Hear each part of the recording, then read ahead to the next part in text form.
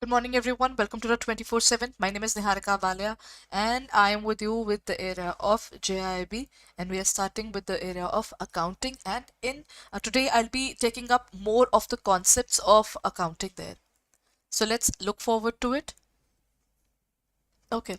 Uh, Various concepts of accounting have been given by Luca Peccioli. So then when we talk about the details of a few of those, it would start with the double entry bookkeeping was introduced to the business world by an Italian merchant named Luca Specchioli in 1494 AD. That's what we have discussed in the classes. And then when we talk about this person, this particular method was introduced in Italy, right? So it was perfected in England, and European countries have also used it after the Industrial Revolution. So this method was something which originated from Italy, and then it started going to the various countries altogether. So today we have adopted various systems. The initial system which was being in use, though it is said that we didn't use it that way. India used a single entry system while the Britishers were there, right? So that means we were not someone who had used the single entry system, which is basically a primitive system. This particular system is something which relates to if you receive anything in cash, only then you record it, and everything has a single effect only. While when we talk about the accounts there, when we talk about the even the barter system, if we would give anything, we will also take everything, right? So that means in terms of this working, whenever we are working upon these things, it would be based upon what exactly? If we talk about the accounting there, how do we work upon accounting? Accounting was based upon the basic scenario which he gave up, and he said that whenever we are doing the accounting things, then it was based upon the pure working where, just a second.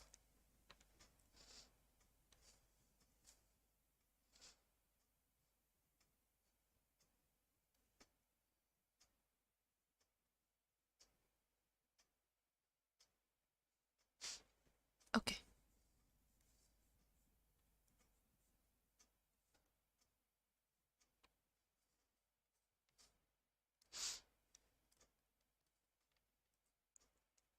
Right.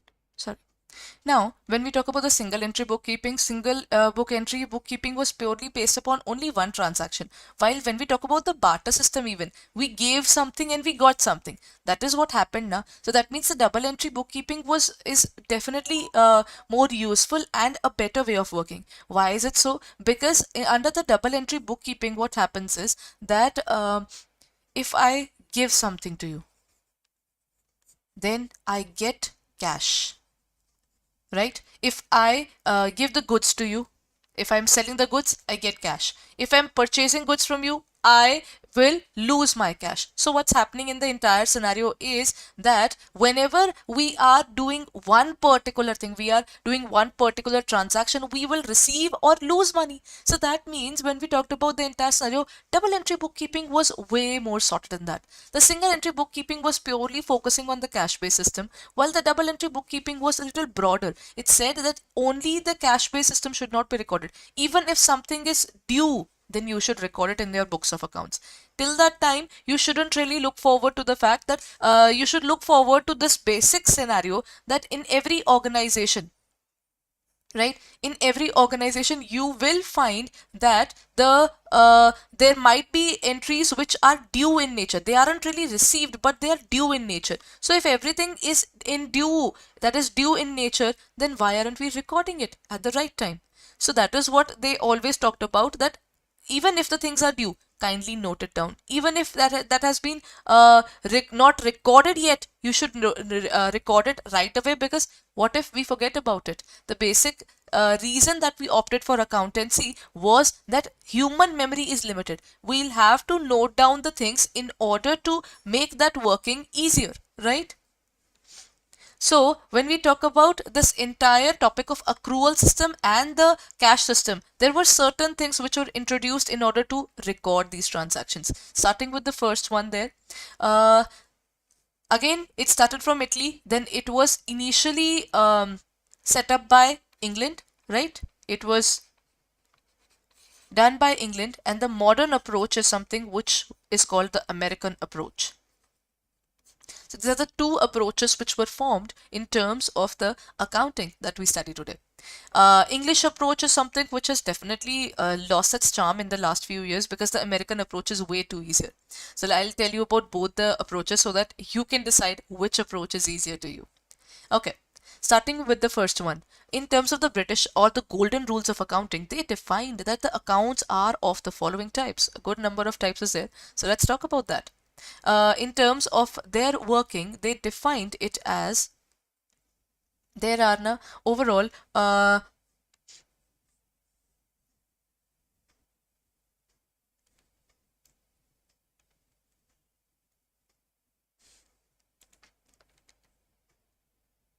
okay, now this is the exact way it actually looks.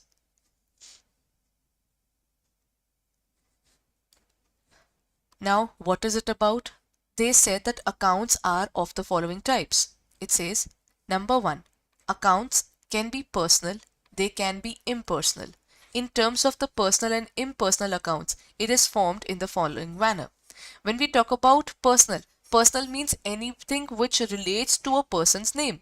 That means if I talk about your name or you talk about my name, we are personal accounts, right? So that means we talk about, in terms of accountancy, they defined accountancy as personal and impersonal. So if it is about personal and impersonal, it is based upon the fact that the organization is okay.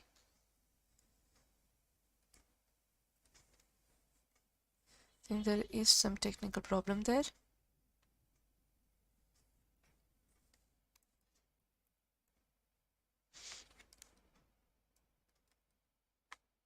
Let me just correct it here. I think it's not showing in a proper way. Okay, now let's talk about all of these accounts in detail. There are overall two kinds of accounts. First is personal, and the second one is impersonal. Personal accounts refers to all those accounts which relate to humans that can be natural. Like we are natural humans, na? That means Mr. A, Mr. B, Miss C, they are natural persons. Then anything that relates to artificial, that means any banking company, it's an artificial person. Any partnership firm, again an artificial person. Then any company, they are all artificial in nature, right? So first is personal accounts, that includes natural, that means that includes humans. Then the second one includes artificial. Artificial means any banking company, partnership firm, any other company, insurance company, they are artificial. They are not actual humans, but they are treated like one in terms of the business. The last one is called representative. When we talk about the representative, they are those people who are linked with the organization. Okay, for example, if I am supposed to pay something to a person there, if I haven't paid it yet, let's talk about that. Outstanding salary. I am supposed to pay salary to the people who are working for me, right? If someone is working for me, I'll treat it as outstanding. So when they talk about this scenario, the representative assessee is that, representative account. Now this particular account is that account which deals with the outstandings and the prepaids of the organization, because if you are supposed to pay something, you are supposed to pay to a person, even though it's an expense or an income, it doesn't matter. Ultimately this amount of outstanding or prepaid would go to a person there. So that's why these accounts are treated as, this represents the person to whom we are supposed to pay. So this is basically a representative account. That is how they define the last one. So we have three kinds of the personal accounts. That is natural, number one. Then second is the artificial, and the third one natural, artificial, and the last one is representative. When we talk about normal humans, Mr. Ram, Mr. Sham, that is natural. Any banking company, artificial, and any representative means anything that we are supposed to pay or we are supposed to receive from a person. So based upon this scenario, they went on to the next point. How do they define it? We are done with this part. Then in terms of the impersonal account, they stated that it is of two types. One is real account. When we talk about real account, it purely dedicated itself towards the assets. Only and only assets, right? It talks about the tangible assets. Tangible means anything which you can touch. It's called tangible. And anything which you cannot touch is called intangible. So impersonal account relates to real account, which includes tangible and intangible accounts. Then in terms of nominal account, it records all the expenses and it records all the incomes. Right? So these are the three accounts. Every person is recorded here, be it someone to whom we are supposed to pay, someone from whom we are supposed to receive, it doesn't matter. It's just all the persons are covered here. All the assets of the organization are covered in the real account, and any expense or any income is covered under nominal account. But why did they classify it into these three groups? They decided to put it into these three groups and they called it the golden rules of accounting. They said whenever you are talking about any person, right? If you're talking about any person, it would be like debit the receiver, credit the giver. If in terms of the organization, let's talk about it. Mr. Ram gave me money, so that means he's the giver, he would be credited. Mr. Sham received money from me, then he would be on the debit side. So one part, see, double entry bookkeeping means one part would be a debit part, the other part will be a credit part. They used these two terms since it was an Italian, he was an Italian, Mr. Friar Luca. So again, when we talk about Luca Bartolomeo Spiccioli, so he introduced the terms as debit and credit. Just like we call it LHS is equal to RHS, they use the term debit is equal to credit. So they decided what they want to put in the debit side and what they want to put on the credit side. So they say that debit the receiver. If you're supposed to receive money from someone, you debit that particular person. If you are supposed to give money, the particular person has given money to the business. It's called giver. So the transaction related to the business, once it's noted, debit the person who's receiving money from the business and giver, credit the person who's giving money to the business. For example, capital. So it would be on the credit side, because I am giving money to the business. So business is getting money from the person. So that means I am giving, so that is credit the giver.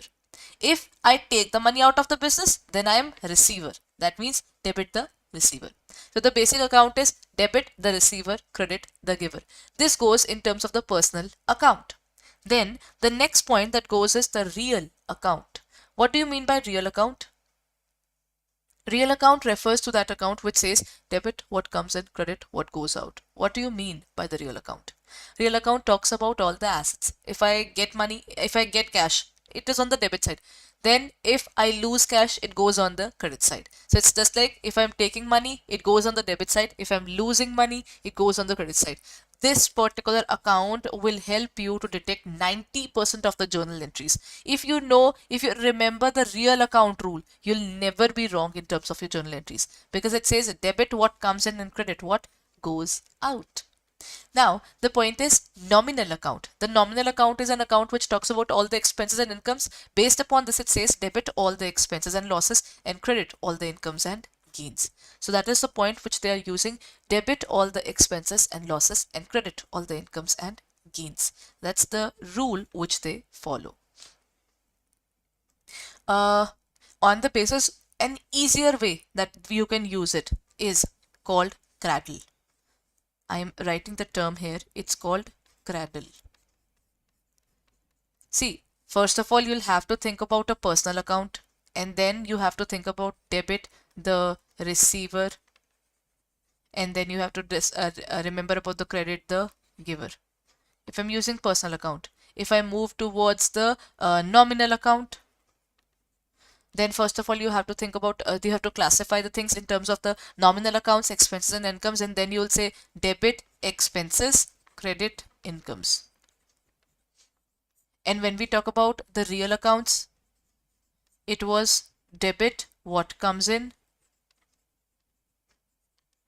and credit what goes out. That's the rule now. Instead of this, Americans introduced a way simpler idea. They said cradle. Cradle means C for capital. the capital is taken first. That means in terms of the capital, it is the money which the businessman introduces to the organization. Now, if he introduces money to the business, it's called capital, right? And then when we talk about revenue, whenever we are introducing money to the business, what's the reason behind it? The reason behind it is we want to earn money. That means we want to earn revenue. So, capital, revenue has been taken in one particular area. I'll be talking about which particular area, but let's talk about the terminologies first. These are called I normally call the 5 pillars of accounting, excluding drawings, but we can say that this is basically the 6 accounting terminologies which are the basics. Number one, the money which you invest in the business is called capital. Then the earnings that you make out of that, the money that you have invested is called revenue or income. Or then the last one is, if my money falls short to buy things, then I will take it from others. So that is liabilities. All these three together comes in the area of credit side. So how do we learn these? Whenever you find capital, C for capital, C for credit, it is always on the credit side.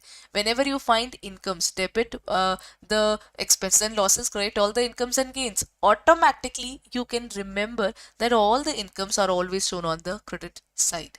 At the same time, if I compare it with the personal account, the first point says liabilities. Liabilities means burden on my head. How am I going through this burden? The burden is there because I received something from someone, right? And I am supposed to pay back amount that to that particular person. That is called liabilities. So liabilities is a burden on my head. So when we define the term liabilities, liabilities can be defined as something which the organization has taken from the people and they want to get rid of it as early as possible. So all the liabilities, the capital and the revenue have been classified in one particular area, that is on the credit side.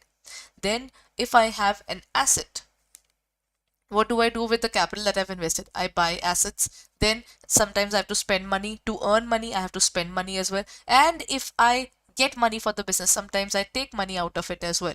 So assets, opposite is liabilities. So if the liabilities were taken by the credit side, the asset side was taken by the debit side. So we can remember that among the cradle A, D and E, assets, all the drawings and all the expenses have been taken up by the debit side. Whenever these points are increasing, they're always shown on the debit side. And whenever these points are decreasing, they're always shown on the credit side. That means the liabilities are shown on the credit side, capital and revenue. That means you can learn it as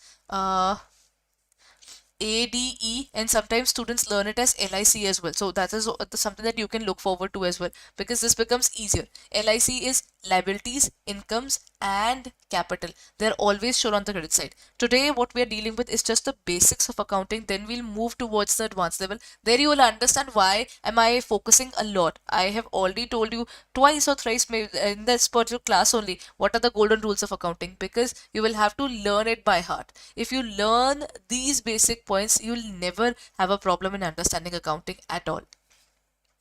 So if I have to summarize the entire working, at least of the American area, it says we have cradle, capital, C for capital, R for revenue, A for assets, D for drawings, L for liabilities and E for expenses. So there were 6 teams in the accounting era. There were 6 members which were introduced to the 2 teams called debit and the credit side. Asset said, I'll stay on the debit side. If my car is on the debit side, its expense is also going to be on the debit side, right? The petrol expense is also there with it. And if I take the money out of the business, D for debit, D for drawings. So that is something you can learn, how to learn the area of the rules of the assets, right? Rules of the debit side. When we talk about the credit side, it has the capital which I introduced to the business, C for capital, C for credit. Then anything which I am dealing with, sometimes my money falls short now, so I take the liabilities from the people. Then if I take money from the business, I need to earn as well to pay them off. So liabilities, incomes and capital. While assets, drawings and expenses, aid and LIC, these are the rules which we need to learn, that these are always on the debit side and these are always on the credit side. That means if the asset is increasing, it would be debit. If asset is decreasing, then you take it on the opposite side. So we need to learn the exact nature of each and every element. So each and every element has to be defined. So assets are always on the debit side. If they would be falling or decreasing, it would be against their nature. So you just have to, if anything was basically a plus, to cancel it out, you'll create a minus. That's why we need to learn the exact nature. Rest is something that we'll apply in the classes. So in the next class, I'll tell you how to deal with all these debits and the credit side items in the journal entries, and in practical mode, how do we use it. But for today, just remember the golden rules of accounting and the cradle term that we have just learned. Right? So that will help you a lot in understanding what exactly that we are going to deal with tomorrow. In accountancy, we have chains. In terms of accounting, you'll always find things are connected to each other. So if we are sorted with the base level, you'll automatically excel at the next level. Before I end my session today, you can look forward to our classes. Our batches have already started for the JAIIB examination as well. Yesterday was the first paid class, so you can review the classes on our website or in our app as per your convenience, right?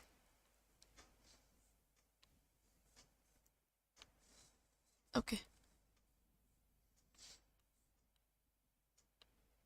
So you can go on to our website where you will find all the details, that is www.adda247.com, and there you will find the JAIIB and the CAIIB classes. In terms of the classes, you just have to go to the JAIIB 2023 batch, and here you will find our JAIIB new target batch which has just started, and you can find all the details regarding our test series, ebooks. The timetable is already given, 7 to 8 p.m., 7 to 8 to 9 p.m. All the batches of the RBW, then AFM, IE, and then IFS and PPB. They are all stated here in this particular scenario, right? So this is as per the new syllabus. All you need to do is you need to click on the area of buy now, and you can use the code Y541 and apply it, and it would cost you 4599.77. That's it. So you can look forward to our batches. I'll be there with you tomorrow, but just a homework, just go through the rules that we have just discussed. It will help you in terms of application that we'll deal tomorrow. So kindly get done with the basics so that we can form this. Once the foundation is done, we can start building up the construction of the building again, right? We can look forward towards the next level of accounting, but for that, the basics that we dealt today is super important. So kindly go through it.